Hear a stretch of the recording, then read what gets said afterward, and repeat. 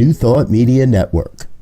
We are a global broadcast network of positive music, media, and entertainment, inspiring humanity's evolution along the journey of enlightenment and creating a world of love, peace, empowerment, and prosperity for all. New Thought Media Network. Positively inspiring. Free my mind, open my heart with the whispers of truth, to live a conscious life, to live a conscious life on the growing edge, on the growing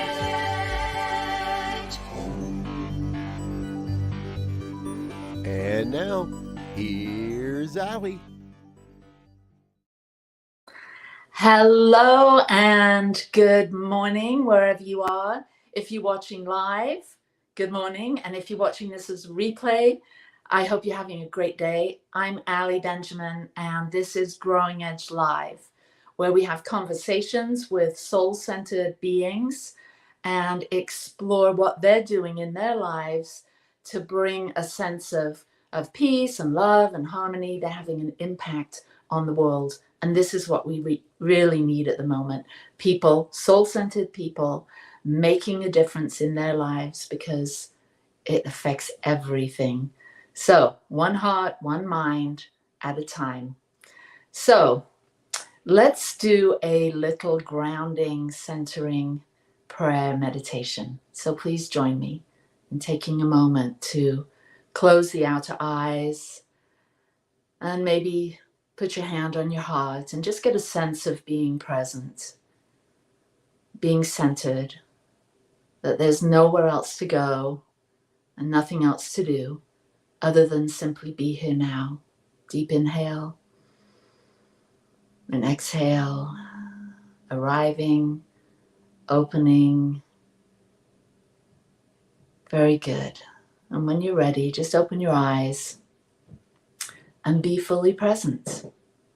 So here we are. And today I'm super excited to introduce you to a very special person to me. And that this is my beloved soul sibling, as we fondly refer to each other, BSS. And his name's John Moore. And you're in for a treat. But before we get to John, I want to move into this segment that I'm calling Ask Allie. And so I've been asking the viewers to send in questions that we can explore and open up to Spirit to give us some insights on how to overcome a particular challenge or get insight into some particular topic.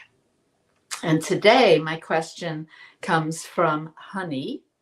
And Honey says, I'll be spending time with family on the 4th of July.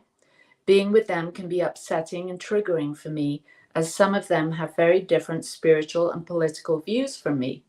They also spend a lot of time gossiping about people, especially family members who are not present.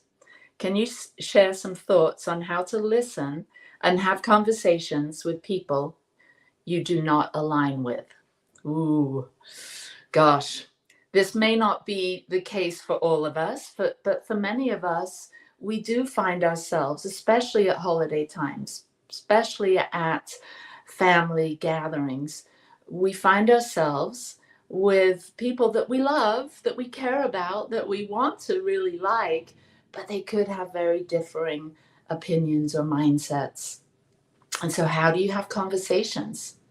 How do you listen when potentially you're being triggered by something they're saying or some view that they have? So it really starts not during the time of the conversation or during the time of the gathering. Really, it starts before that. When you have a spiritual practice, that helps. When you have had some time to develop, awaken, that really gives one a foundation of being able to when we're faced with a challenge, to draw upon that foundation. So last week, I talked a lot about spiritual practice and things that we can do in the morning or throughout the day that centers us. So when you have a spiritual practice, and I do, so every morning, what I do is I light a candle, I maybe burn some sage, I sit and I set my intention for the day, whatever that might be.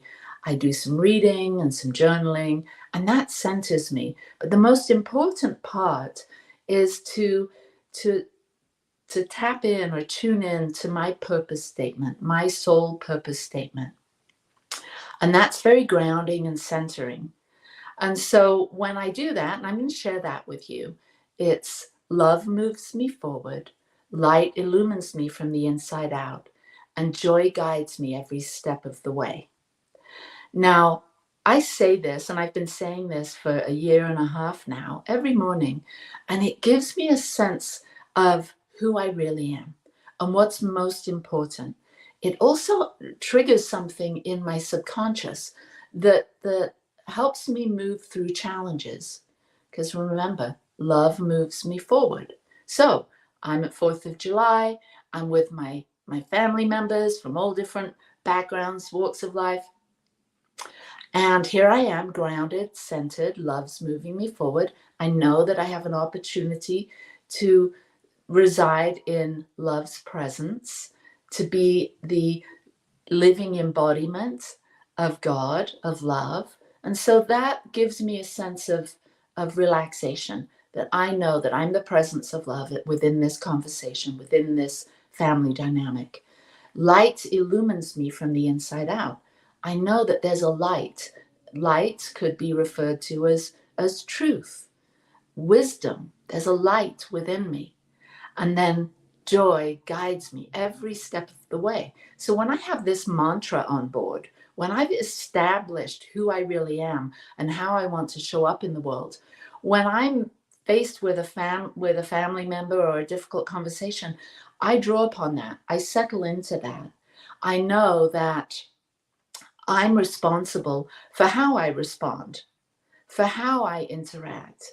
And I know that everyone here at this gathering has a slightly different experience of life and a different way of seeing things, and maybe hasn't developed a spiritual practice, or doesn't have a lot of emotional intelligence.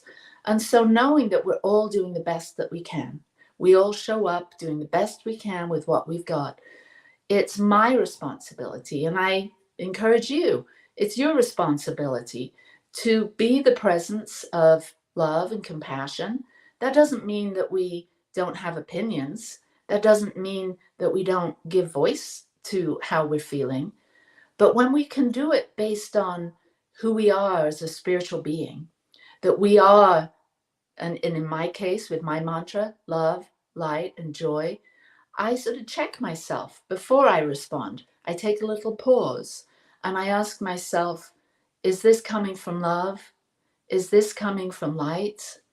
Is this going to inspire more joy in my life, within this relationship? And pretty much that guides me. That helps me. That will stop me from responding from my ego, which may be wanting to share my opinion, when really it's more about connection. And so sharing some egoic opinion that I might have, or preference, it may not be the right time, because this opportunity, this family reunion, this conversation is an opportunity for two souls to meet. And that's what I think every interaction is about. It's about us coming together, having a momentary conversation, an opportunity to connect. And it's our opportunity in any given moment, within every relationship, to show up as our most soulful, soul-centered self. So, honey, I hope that's helped you as you think about your gathering tomorrow. And thanks for asking the question. So now we're going to move into you meeting my very special guest. And his name's John Harold Moore. And here he is. Look at him, gorgeous. I'm going to read a little bit about John, but pretty much you're going to hear straight from him who he really is. He's a spiritual coach, writer, speaker, and student and teacher of A Course in Miracles. He's also a pioneer in the practice of family constellations, a revolutionary modality that reveals and heals hidden generational patterns that keeps you from the happy, healthy, prosperous life you were meant to live. John graduated from the Family Constellations Institute of Miami in 2013 and has been speaking and facilitating workshops online and all over the US ever since. So that's John's bio. But what I know about this beautiful soul is that he is a light wherever he goes. We've been friends for many years now. We met at the Big Sky Retreat, where we had some wonderful, fun, not only deep dives because of the speakers and the workshops, but we also had hikes. We went to hot springs. We've done all kinds of things over the years at Big Sky, and then beyond. Trips back and forth from Utah to Florida. So we've really experienced a lot of life together. And Yes. we've also experienced a lot of highs and lows together. We truly are. We're prayer partners. We lean and support on each other a lot. And I can feel like emotional just as I'm saying this. It's bringing a lot up for me. And I think the thing that I know about John the most is his wicked sense of humor, which you'll probably get to see a little bit. And, I'm really interested, John, you never mentioned anything about, I don't even know if we're allowed to talk about this, but I'm going to say it anyway. You didn't mention Disney or that side of you, Prince Charming. No, that's not in that bio. That's the long version. You wanted the short version. But yes, I did work for Walt Disney World for 7 years, and it was an opportunity to be a big kid. For that time, I worked in the entertainment department. I got to do the parades. I did a lot of puppet shows. That's really what got me hired. And one of the things, yes, I did get to be the prince from Sleeping Beauty in the Christmas parade, which was pretty fun to be on TV. And but that I know no one would believe it now, but I was incredibly shy growing up and in high school and in college. And that experience, I truly believe, helped me to do what I do now because I got to hide behind those costumes. Nobody knew it was John. It was Tigger, or it was the Prince, or it was the dancing hippo, whatever it was. And it was so much fun. I made lifelong friends there, but I was in front of thousands of people, and I really believe it was Spirit's way of bringing me out of my shell and experiencing some joy that I might have missed during childhood, and preparing me to do the work I do now, to be in front of people and to talk and share the concepts of the Course and Family Constellations. But oh my gosh, what a time I had. And so if anyone visited Disney World from 1993 to 2000, I might be in your photo album somewhere. You'll never know. Oh, good memories. Good memories. So let's talk a little bit about what you do, because Family Constellations, A Course in Miracles, two really vast bodies of work that I know have really impacted and helped you as you've gone through your spiritual awakening, as you've healed a lot in your life. So can you share a little bit about those two things for people? Maybe I know that most of our audience probably has heard of at least A Course in Miracles, but maybe not Family Constellations. So can you give us kind of the little Yeah, little the elevator pitch or the Sure, sure. The little summary of what they each are, because I love that you brought them both up at the same time, because to me, and not every Course in Miracles student and not every Family Constellations facilitator would make the connection, but I was so deeply immersed in the teachings of the Course when I found Family Constellations that to me, it was the Course in a different language, but both of those teachings help you to see things from a different perspective.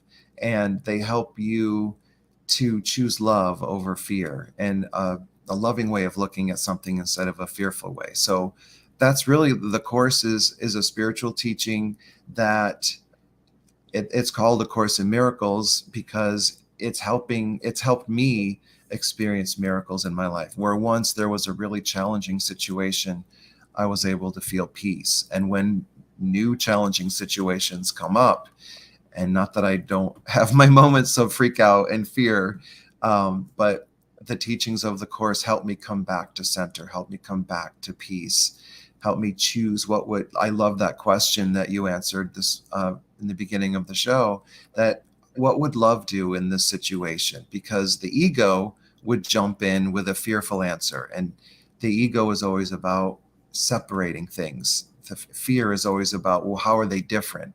And spirit, love, is always about how can we join?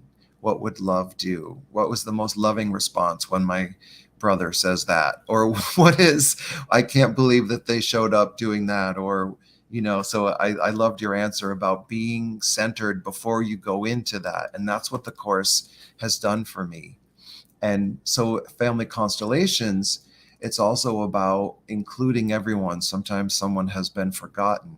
And so this modality, again, to me, it's in alignment with the Course because it's all about oneness. It's about we all have a place in the family, and that sometimes love got blocked or something happened and love stopped flowing. So doing constellation work helps the love start flowing again where it might have gotten stuck. So I love both of those practices, and I love sharing. Yeah, well, I know you do. And I've had the luxury and the pleasure of being a part of your workshops, your intensives. And so I've seen on numerous occasions people participate. And I want you to share a little bit about what that actually looks like. But people participating in one of your sessions that have had just mind-blowing reactions and epiphanies and healings. And it's quite astonishing. I've never, it's such a session, especially an in-person workshop where there's many people, because I know that you do sessions one-on-one, you do small groups with, let's say, a couple, 3, 4 people, and then you do whole rooms where there could be hundreds of people. And so, to witness this kind of shift in consciousness that occurs when, it's really quite amazing, and it's magical to watch. And so, I want to kind of separate for a minute A Course in Miracles from Family Constellations, and for those that have no idea what we're talking about, can you talk about like what that is when you're doing a Family Constellations for a group, like a big group? Yes. Will you kind of explain how that looks? Sure. And for those that have Netflix, there's a TV show called Another Self that one of the characters in that show is a Family Constellations facilitator, and they show with actors what a session looks like. And I think they do a really good job in that show. And there's also one of Gwyneth Paltrow's Sex, Love, and Goop. She worked with a couple and a Family Constellation facilitator. So it's getting out there more in the mainstream. And one of my teachers, Mark Wallin, wrote a beautiful book called It Didn't Start With You. And it's been translated into a lot of different languages. So that would be a resource for people. But in a nutshell, it's one of the hardest parts of my job is to explain what it is, because it is an experience. I could talk all day about it and still you wouldn't get the essence of it, because it is an experience. But I will do my best, where by using my own story of my first family constellation, where I didn't really know what to expect. You pick an area of your life where you feel stuck. It's usually one of the four big categories: relationships, finances, health, or our career, how we spend our time and talents. And something maybe you've noticed a pattern that's repeating in your family, or maybe despite all your spiritual practices, the ones that you shared, or going to groups and things, like things just aren't moving in the direction you want. So what the man who created Family Constellations, his name is Bert Hellinger, what he discovered is that just like physical characteristics like hair color and eye color and maybe a musical talent or a good sense of business or other qualities, those can be passed down from generation to generation. Traumas and pain and patterns can be passed down from generation to generation, whether they're specific to families or when large things happen, like slavery here in this country, or the Holocaust in Germany, or any kind of genocide, or any kind of event like a hurricane or 9/11, or these incidents create a trauma impact, and that same impact can be passed down to the next generations. So say someone was in a war and they were used to bombs dropping and being sensitive to loud noises, and that was a survival technique. Well, that characteristic of being very alert to loud noises, somebody walking through New York City and a dumpster gets dropped and they run under the bed or under a table, that response was appropriate for someone in a wartime, but it may not be beneficial now. So it's like these things that were beneficial at one point and kept us safe no longer are beneficial in the here and now. So, and we also get entangled with family members as someone that may have been excluded for whatever reason. Maybe somebody left the family's religion and married somebody or of a different race, and the family didn't accept them, or maybe a little one died young, or maybe somebody joined a convent or became a priest, and they were any of these things, or died in a war, anything that now that person is missing, and it's too painful to talk about them, that the family system wants everyone to be included. This is another thing that Bert Hellinger spoke about, is that the family has a soul just like we have a soul. And the family soul wants two things. It wants the family to keep going, and it wants love to keep flowing through the family. So if someone has been forgotten, it finds a way to bring them back in through behaviors repeating. Will you talk about the constellation, the actual, there's a constellation in the sky? Because that was really helpful for me to understand that. So I got lost in there. I started telling you about my first constellation.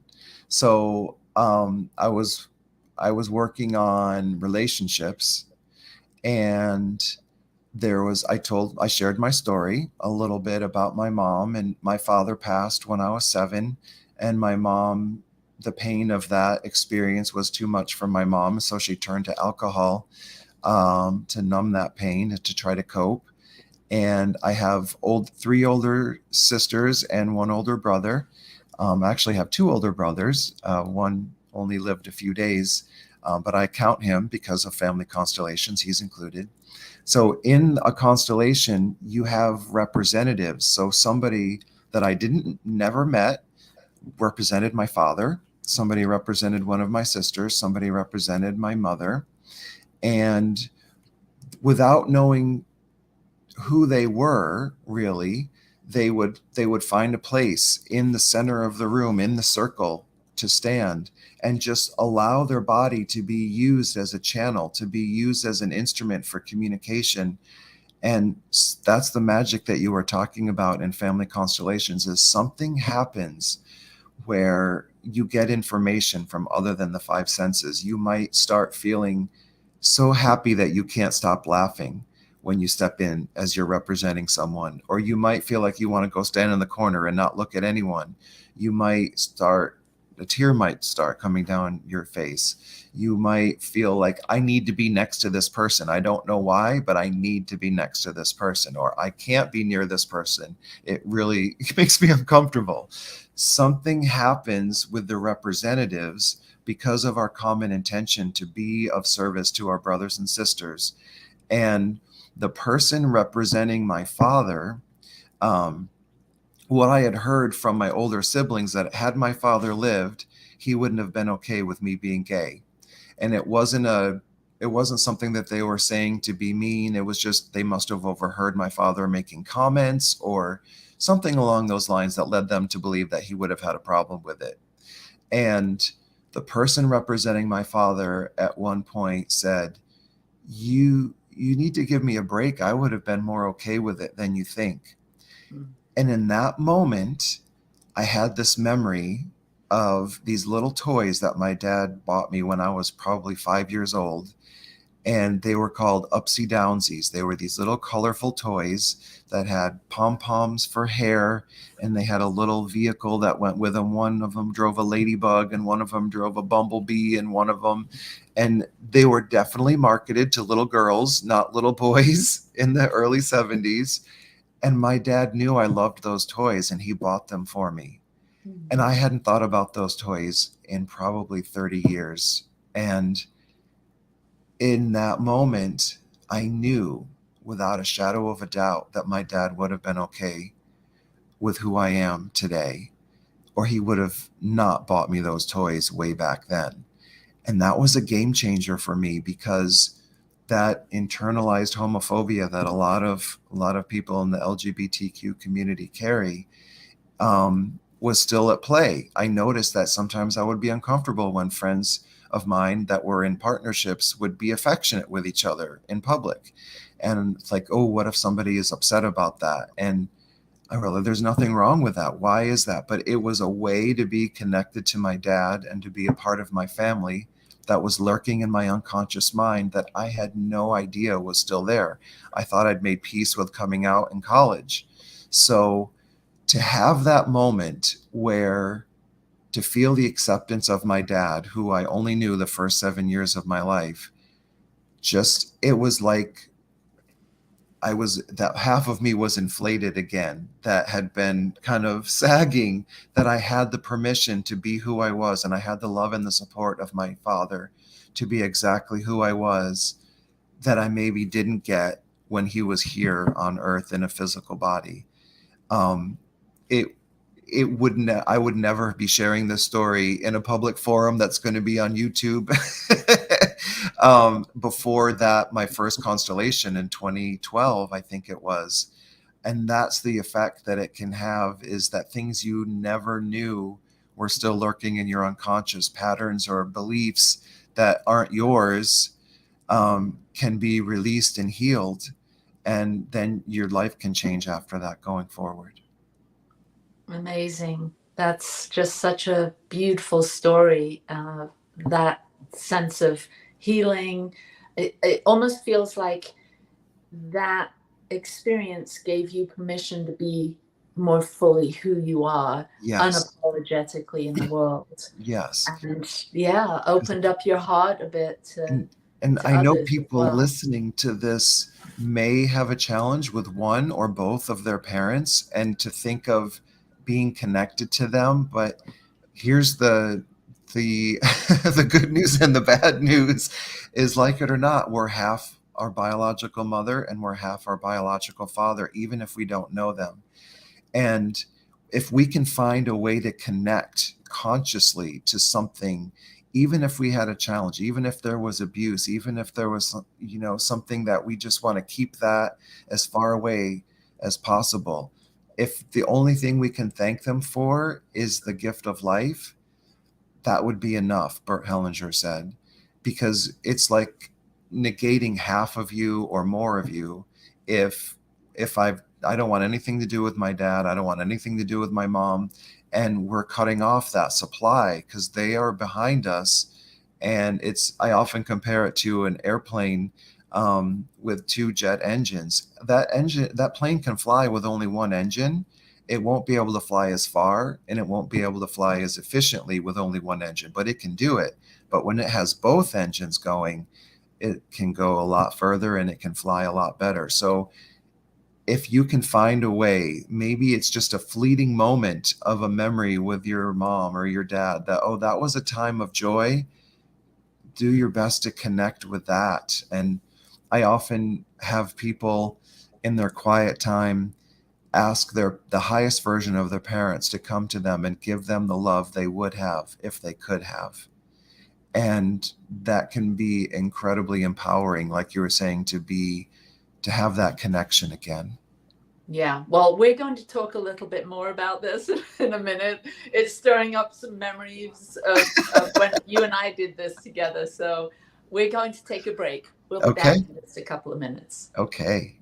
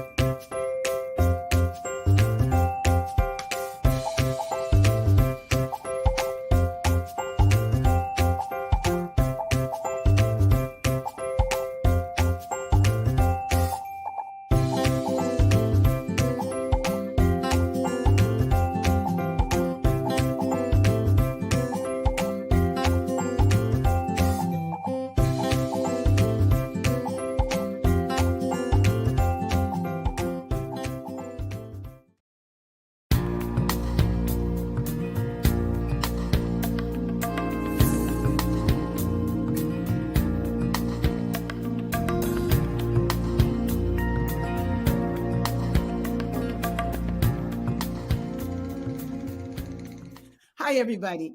My name is Ricky Byers, and what I want you to know is that on the weekend of July 14th, that's July 14th, 15th, and 16th, I'm going to be blowing up Salt Lake City. This is my debut there. I've never been there before. So, Reverend Cindy, look out. We're going to burn it up, baby. God bless. Peace.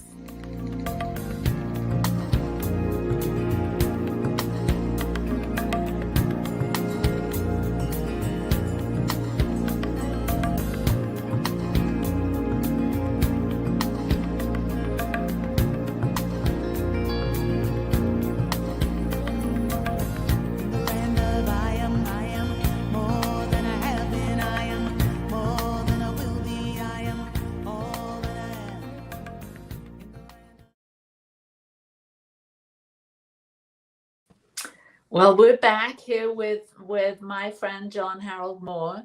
And did you see that commercial with Ricky Byers coming to Salt Lake City? That's just down the street. I think I'm gonna have to head down there and check her I out. love her music so much. I can't recommend it enough. If you're near Salt Lake City, go. It's wonderful.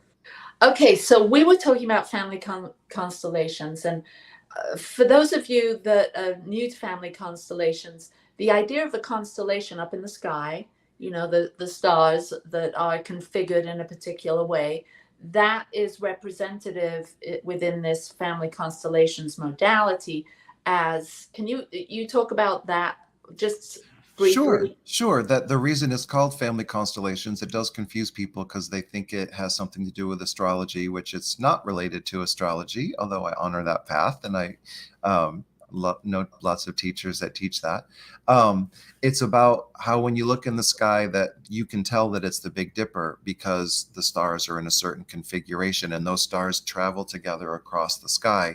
So you could recognize that as the constellation. And Bert Hellinger called it constellations because families and souls move together through the world in these different constellations, and they all have their spot. So if we were to go outside tonight and it was this full moon tonight, and we couldn't see some of the stars, or there was clouds and something was covered up, you wouldn't recognize it as the Big Dipper constellation. And the same in families. If someone is forgotten or left out or excluded, the whole system is off, and the family system wants to bring that person back in. It's also like a mobile above a child's crib. If you take one of those giraffes off, the whole thing goes Wally. So when everyone is recognized, there's balance. Yeah, that's beautiful. Well, you were talking about doing a little, sharing your personal story with Family Constellations and how that really helped you in your life. When you and I were having a conversation one day, and you wanted to help me because there was an ongoing thing that would keep happening for me, and it would be me being well, maybe it's easier for you to talk about it, because for me, I kind of go on tilt still when I think about it. But yeah, I'm willing to get a little vulnerable, a little personal here. I've struggled most of my life with the fact that my mother left our family when I was 5. And I've tried to, I've done years of work on myself. I felt that I've healed this, my mummy issues long, long ago. But my friend John here, kind of with his radar eyes and radar heart and radar mind, could sense there was this underlying pattern that kept showing up for me, that was playing out within my family as well, because I hadn't really dealt with including my mother in my constellation. I kept kind of pushing her out because I just felt hurt. There was still that part of me, that little girl in me, that felt abandoned, that felt that I wasn't loved or lovable. So it was just easier in my little mind to kind of keep her out of my circle of trust, if you will. Because yeah, talk a little bit about you and me for a minute. It's so first of all, it's so understandable because it didn't feel safe. And I can imagine, I don't think I'll be speaking out of turn, but you going back and forth from the UK to the US, and your discomfort in airports, because here's this little girl, like, no matter what, she was leaving one parent and going to the other, and we have this need to belong and need to be connected. And yet, if it doesn't feel safe for whatever reason, it's like, well, mom and dad are supposed to be the people that we can rely on no matter what in this world. And sometimes that's just not the case. They have their own things going on. And what happens is that we develop these protection methods, like, I will keep you just so far so that I can feel safe. And that, again, that it's a great device and it works up until a point, but then, because the need to connect to our family of origin is so strong, we might unconsciously repeat these patterns and start exhibiting behaviors like, oh, I'm never going to be like my mom, or I'm never going to be like my dad. And then you realize, oh my God, it might be different details. It might not be as extreme. It might be it might show up a little bit differently, but you can't deny there it is in some way. And of course, it's not something you would consciously choose, but unconsciously, if we don't make a connection through love, then these other behaviors come through. And addiction is a great example, not you personally, but in when there's addiction in a family and you can't be connected to a loved one, it's almost like being in the family business of addiction. Like, I can't connect with you, but it's, in a strange way, addiction keeps us connected. And it's not something you would choose, but as soon as we recognize it, I'm like, oh, I don't want to be connected through addiction. So in a family constellation setting, I might have a representative for addiction. And so many times when the person, because a lot of times I do it where the person doesn't know who they're representing at first, and addiction wants to help. They're sticking right by someone and saying, I'm here to help. I'm here to help this family. I'm here to help connect. And as soon as you see that, it seems absurd to think that addiction can be helpful. But as soon as you see the role that it played in connecting the family, we can talk to addiction and say, "Dear addiction, in a strange way, you've kept our family connected. Your services are no longer needed. You can take your place in the past. We're connected through love now." And then we actually watch addiction walk to the back of the room and take their place in the past. And it's, again, you can talk about it all you want, but when you see addiction, like I will never forget the face of the woman who was representing my father say, "You need to give me a break. I'd be more okay with it than you think." But these images, these experiences of feeling your parents' hands on your shoulders behind you, representatives for your parents, like maybe you never had, or seeing addiction walk to the back of the room and sit down, like, wow, something has shifted. It's different now. Yeah, amazing. Just as you're sharing it, and as I kind of go back in my memories to think of the times that I've seen people make these, have these awakenings, have these releases, or things kind of just click into place. It's quite Yeah. amazing. It really, really is. And sometimes you can't, because someone has made their transition or it's just not safe to be around them. Using a representative in a family constellation setting is a safe way to have some of these conversations. And I guide people on what to say and let them say it if it feels true. But just hearing your mother say, "If I could do it differently, I would. I see how much my absence affected you. And if I could do it differently, I would. I was carrying so much of my own stuff, pain, shame, or whatever. And I'm here for you now, like I wasn't then." And there's something that just lets the heart melt, or the wall around the heart melt. Because this is something I've learned in family constellations. I can't believe I've been doing them 10 years now, that our heart is either open or closed. It really can't be open to some people and closed to others. And of course, it's understandable if you have a wall protecting you. At some point, to be able to let down that wall and connect and let the love flow in and out freely, it will have an impact on all of your relationships. Yeah.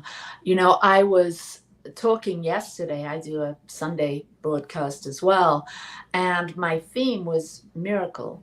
And so I'd love to kind of tie in a little bit A Course in Miracles here with the family constellations, because when you have this kind of opening and the wall or the ice around your heart starts to melt and you start to experience a miracle, which I think you're the teacher, not me, but A Course in Miracles, I think, says that a miracle is a shift in perspective from fear to love. So when I was talking yesterday about miracles, I created an acronym. And so tell me if you think this works for miracle. All right. So it's mind, inner, reactions. So like when you're faced with a stress, like Honey said in this question at the beginning, like when, you triggered maybe. So mind, your inner reaction. So it's just a pause to just notice that. And then allow consciousness and love to evolve. That's the ACE. I love that. Yeah. I love So that. kind of a pause and just to acknowledge that reaction. Yeah. Right? Because, we can't just stuff our reactions and our feelings and our upsets. We have to sit with them and become somewhat comfortable with them, because they are there. They've been there most of our life. Even when we're doing this kind of big shift work, they're going to come up. It's more about not denying them, but just noticing, oh, there it comes again. This inner reaction to want to withdraw, or want to get angry, or want to try and fix, or whatever our response is in that way. But then there's just this moment of okay, now I'm going to allow consciousness and love to evolve within this situation, within this relationship. And I think that's where Family Constellations gets you to that point. And then Yes, because of course, A Miracle's perspective is nothing needs to change in the outside world to have a miracle. It's just in how I'm looking at it. It's in my mind where the miracle happens. So I didn't need my mom to be any different to have a miracle. The fact that peace returned, and Family Constellations helped me to see that, because my mom suffered a lot of loss in her life. Her father died a month before she was born during the Great Depression. She lost her firstborn child, and I'm thinking, because he was born on July 1st and he passed on July 6th. So I'm thinking about my mom right now. She would have been 21 years old when she had that baby, so prematurely, wondering, was he going to live or die? And I think, if I remember correctly, my father was in the Navy and he wasn't home at that time. I can't imagine a 21-year-old woman with the emotional capacity at that time to I mean, that's a lot to be dealing with. And then he did pass. And so the grief of losing her child. And then my father passed when he was 45. So that's a lot of loss in one person's life. And of course, I knew all those stories, but seeing them through the Family Constellation lens, wow, I understood why she turned to alcohol and why she just wasn't able to process that amount of grief in her life. She just didn't have the tools. And so it didn't change the fact that she drank. She drank and smoked till the, the day she died, pretty much. And we got to this place of unconditional love, that I didn't need her to change. I set boundaries, and I chose not to be around her if she was drinking. But to not continue to judge her for that choice, because I had more of an understanding. That was the miracle that happened. And I could appreciate, and I could have time with her that I wouldn't have had I held on to all that anger about what happened when I was growing up. Yeah, beautiful. So I know there's a really wonderful thing that you do at the beginning of your workshops, your sessions, that is such an opening. I mean, some people say that just that has caused healing or created healing or connection or understanding within their lives. And so I want to sort of move into our spiritual practice, and invite you to first talk about this spiritual practice, this meditative practice that you're about to share with us. Talk a little bit. We've got about 10 minutes. So talk a little bit about it. And then would you lead us through so we can would be happy to. An experience of it ourselves? I would be happy to. And I'll speak briefly about it because it really speaks for itself. We're just going to call in the support of our ancestors. And, of course, before I started doing this work, I knew I had ancestors, but I never thought of how many of them there were. So we each have this team cheering us on. So if I'll just go right into it and just invite everyone to get comfortable wherever they are. And if you're listening to this replay while driving, best to do this later. But you can come back to it. And I also have a recording of this meditation that I can share. So just imagine you're in a comfortable space, relaxed, bringing your attention to your heart space, that place where that divine spark lives in each and every one of us. And let's breathe into that space together. And exhale.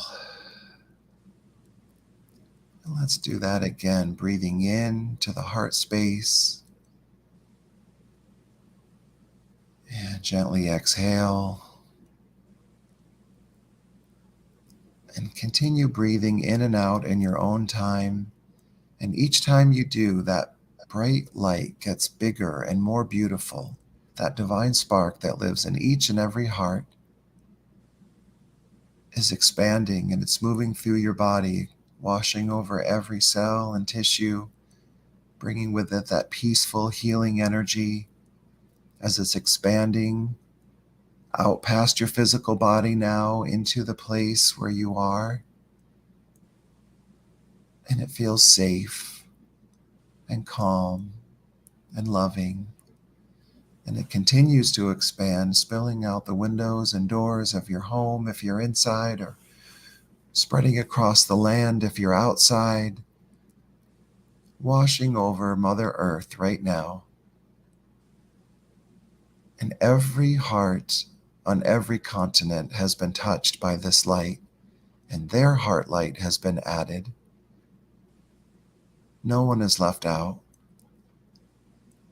And with all that light, with all that heart energy, this beautiful light is expanding out past the Earth's atmosphere, past the moon and the planets, connecting with the sun, and the brilliance of the sun is added, allowing that light to expand out past the edges of our solar system, out into the galaxy, where it connects with other stars.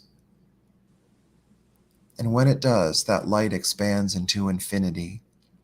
There's nowhere that light is not. In every heart, in every dimension of time and space, past, present, future has been added. And as we sit where we are, connected to each other in this beautiful light, feeling safe and peaceful and grounded, I'd like you to imagine the highest version of your mother standing behind you on the left. And when I say highest version, I mean the one that hasn't been weighed down or influenced by any of life's challenges. This is the pure essence of who she is. Standing behind you on the left, and the light from her heart is shining forward to yours. Only light shining forward. And now imagine the highest version of your father standing behind you on the right, and the light from his heart shining towards you. And for this image, I encourage you to imagine your biological parents, even if you haven't met them. And if you happen to be adopted, if there's someone else you call mom and someone else you call dad, imagine your adoptive mother standing next to your biological mother, and she too is sending light forward to you. And your adoptive father is standing next to your biological father, also sending light. There's room for all four of them back there. And now let's continue to bring in your ancestors and allow your mother's parents, your maternal grandparents, to take their place behind her. Grandmother on the left, grandfather on the right. And then your father's parents take their place behind him. And they are sending light forward to your parents and then to you. And now your great-grandparents take their place, all four sets of them behind your grandparents. And let your imagination fill in those spots. If you never met them, most of us haven't. Maybe you've seen a photograph, or just imagine a body of energy or a silhouette of light back there. And they are sending light forward to your grandparents, and then to your parents, and then to you at the very front. And then imagine their parents taking their place behind them. Same configuration, mothers on the left, fathers on the right, sending light forward all the way to you at the very front through each generation. And now their parents take their place behind them, and then their parents behind them. Row by row, branching out behind you like the branches of a tree, your ancestors are filing in, taking their place behind their children, sending light forward, all the way to you at the very front, from all those different countries and cultures and traditions. And now in your mind's eye, see yourself turning around to look at all that's come before, all those ancestors going back past the horizon. And imagine yourself giving them a deep bow as a way to acknowledge them, as a way to say thank you for the part they played in bringing you right here to this moment. And then see yourself standing back up, slowly looking out one more time at all that's behind you. Notice whatever you're noticing. Maybe someone way back there is illuminated or smiling or waving. Maybe it's good to see a favorite grandparent again you haven't seen in a while. And then imagine yourself turning around to face the front, still feeling all that light coming from behind, like a mighty river flowing towards you from all those ancestors. And then if you have children, imagine your children in front of you and the light from your heart shining on them, being fed from behind. And then if you have grandchildren, you can imagine them in front of your children and the light from your children's heart shining on your grandchildren.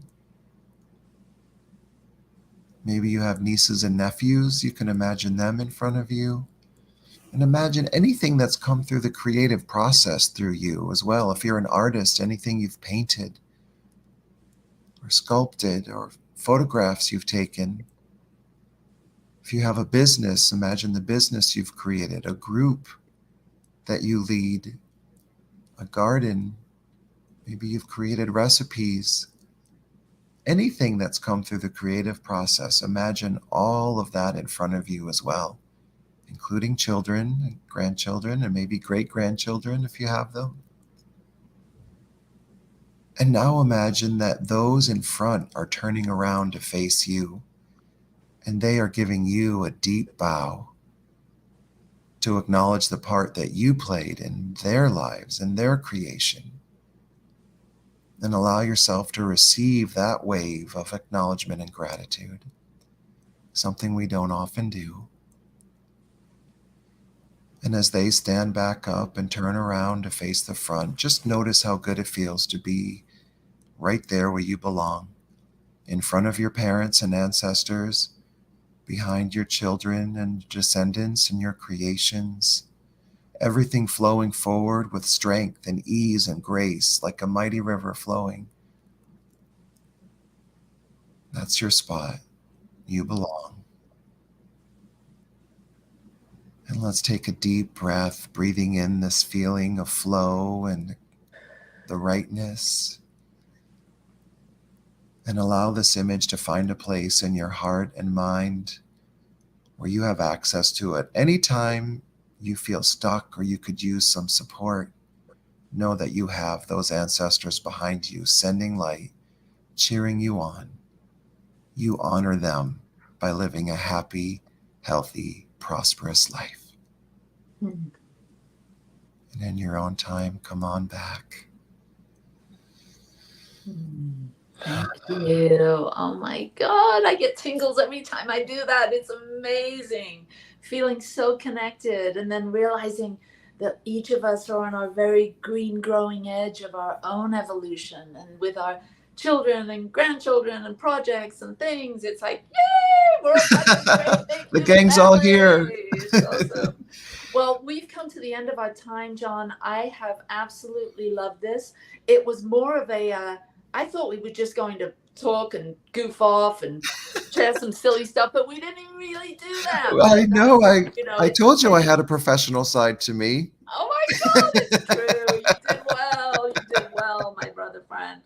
All right. Well, next week we're going to have Angelo Pizzello. He is an amazing teacher, spiritual leader, led Emerson Theological Institute. We'll meet him next week.